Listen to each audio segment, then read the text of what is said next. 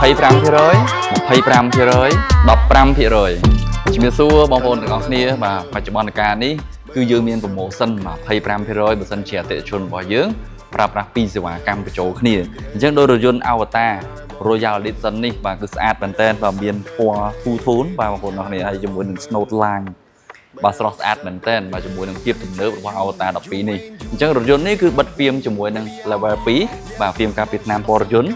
រីឯ UV ហ្វៀមក៏ Level 2ដែរបាទដែលរថយន្តនេះបិទហើយបងប្អូនមើលសាច់កន្លែងនេះយើងបិទហើយបាទភ្លឺលើបឡូមែនតើបាទបងប្អូនមើលហូតនេះក៏បានដែរហូតឡងដូចអត់បិទហ្វៀមអញ្ចឹងហើយភ្លឺខ្លាំងជាងមុនទៀតបាទនេះគឺជាហ្វៀមបាទ TPU Level 2របស់យើងបាទដែលមើលទៅស្អាតហើយការពារបានល្អមែនតើអញ្ចឹងចំពោះរថយន្តមួយគ្រឿងនេះវិញគឺយើងបិទហ្វៀម full ដែរបាទដែលអតិថិជនរបស់យើងថែទាំនៅកន្លែងយើង5ឆ្នាំហើយឥឡូវគាត់បានផ្លាស់ប្ដូរបាទហ្វៀមថ្មី